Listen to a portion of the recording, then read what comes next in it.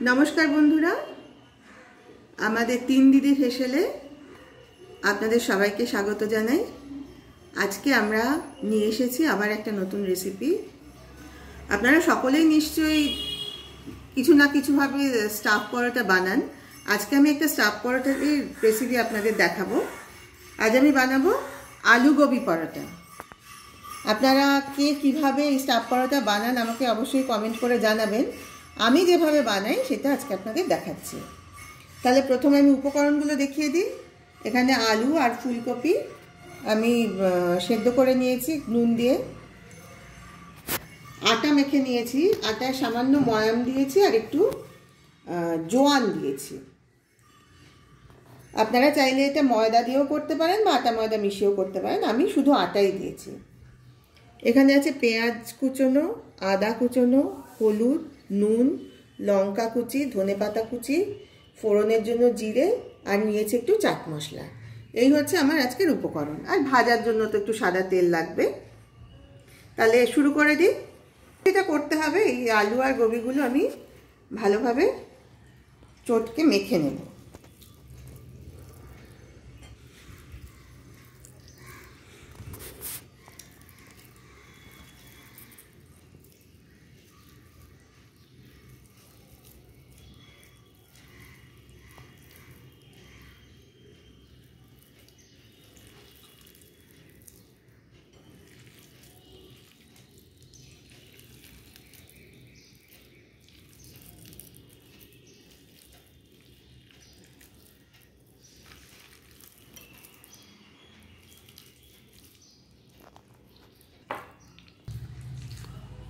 তাহলে পুরো আলু গোবিটা আমি ভালোভাবে মেখে নিয়েছি। এইবারে চলে যাব রান্নাঘরে।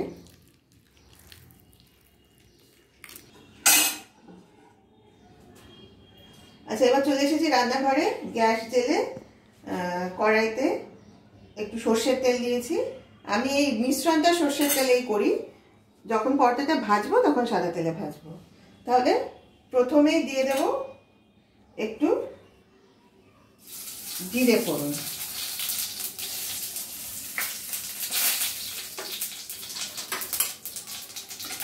জিরেটা 1 মিনিট নাড়াচাড়া করে তারপর দিয়ে দেব এই যে কুচিয়ে রাখা পেঁয়াজ।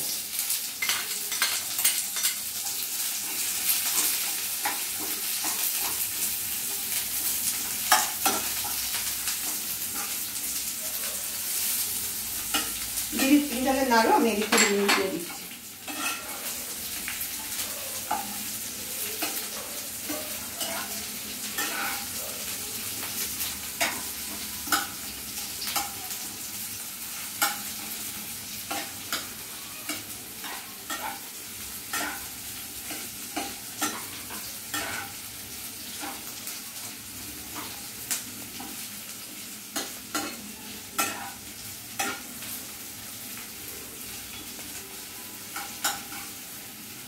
এবারে দিয়ে দিলাম এই গ্রেট করে রাখা আদা।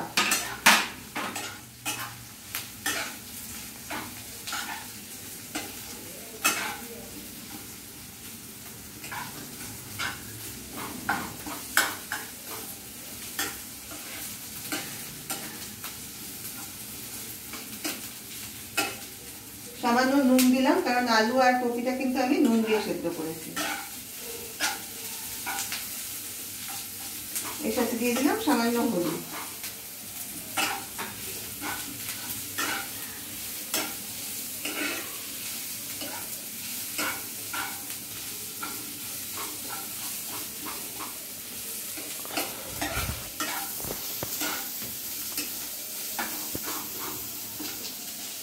এই আদা আর পেঁয়াজের সাথে হলুদটা ভালোভাবে মিশিয়ে নিয়ে এবার আলু গোবির মিশ্রণটা দিয়ে দেবো।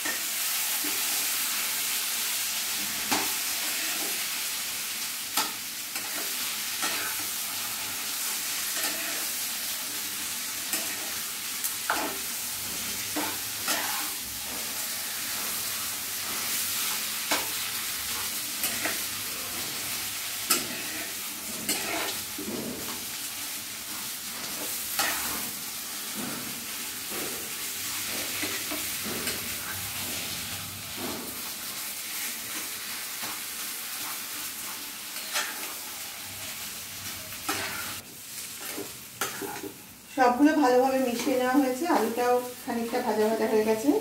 এবার আমি দিয়ে দিচ্ছি কুচিয়ে রাখা ধনেপাতা।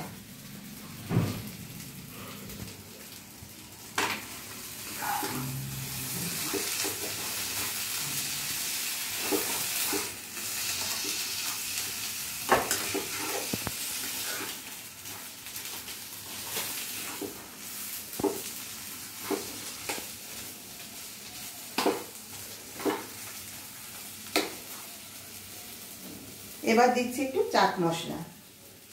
আপনারা চাট মশলা যদি ব্যবহার করেন তাহলে কিন্তু সেই মতো নুনটা কম দেবেন, না হলে কিন্তু নুনটা বেশি হয়ে যাবে, কারণ চাট মশলায় তো নুন থাকে। আরেকটা জিনিস, আমি লঙ্কাটা এখন মেশাইনি, কারণ আমি প্রথম দুটো পরোটা লঙ্কা ছাড়া করব, তারপরে কাঁচা লঙ্কাটা মিশিয়ে নেব। আপনারা কিন্তু চাইলে এখনই লঙ্কাটা মিশিয়ে নিতে পারেন।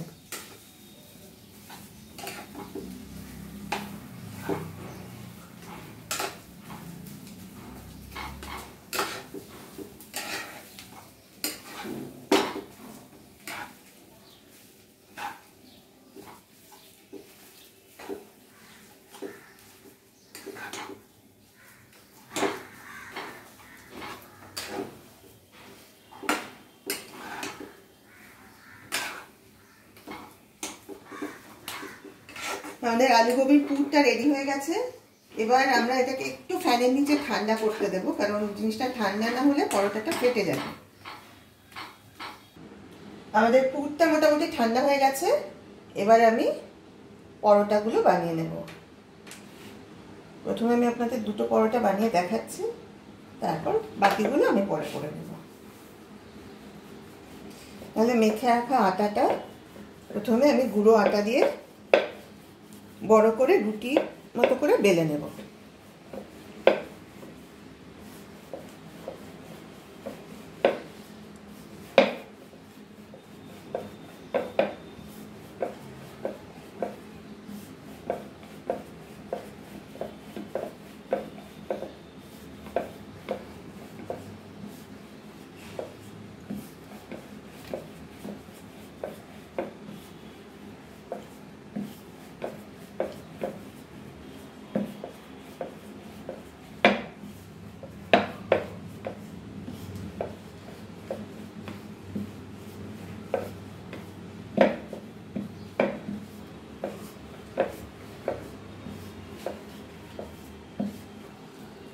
তাহলে প্রথমে আমি রুটিটা বেলে নিয়েছি।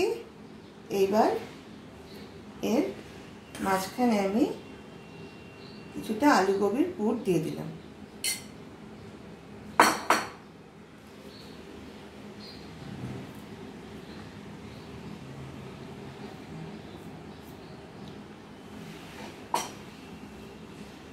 এবার যেটা করব, এইভাবে ভাঁজ করব।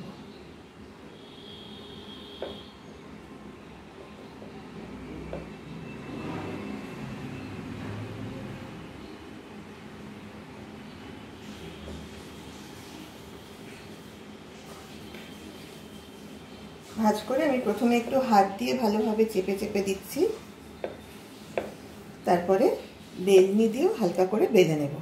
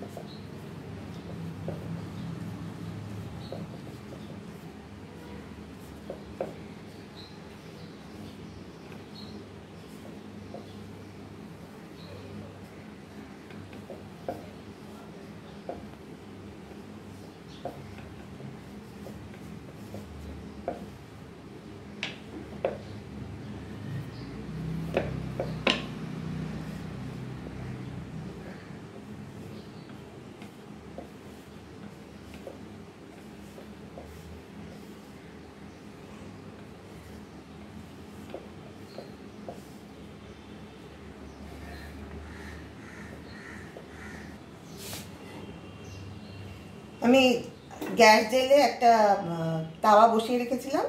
এবার পরোটাটা বেলে আমি তাওয়ার উপর দিয়ে দিলাম, শুকনো তাওয়াতেই দিলাম।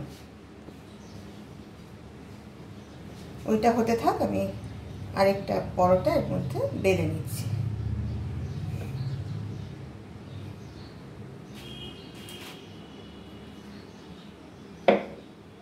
আমি প্রথমে শুকনো তাওয়াতে ভালোভাবে সেঁকে দেবো পরোটাটা, তারপরে সামান্য তেল দিয়ে এপিট ওপিট একটু নাড়াচাড়া করে দেবো।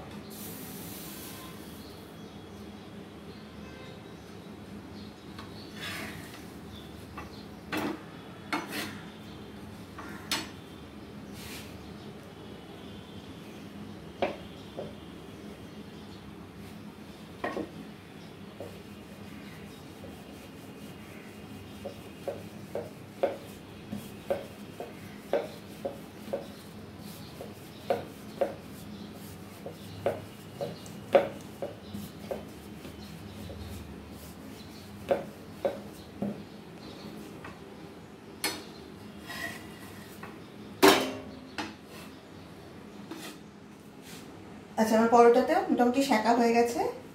এবার আমি এখানে সাদা তেল নিয়েছি, চামচে করে আমি অল্প করে তেল এর উপর দিয়ে দিচ্ছি। অল্প তেল দিয়ে আমি এপিট ওপিট করে ভেজে নেব।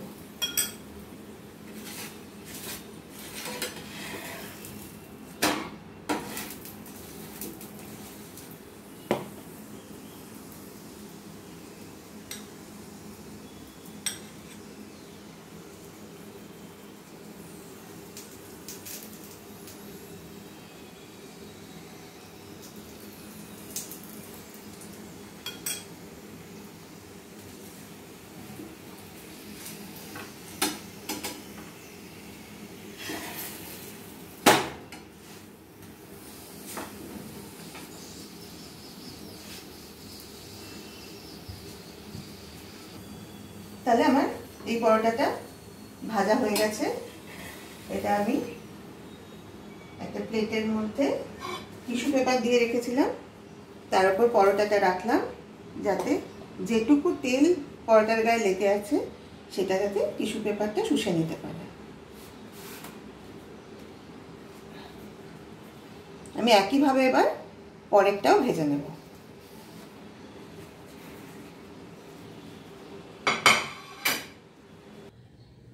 তাহলে রেডি হয়ে গেছে আমাদের আজকে আলু গোবি স্টাফ পরোটা।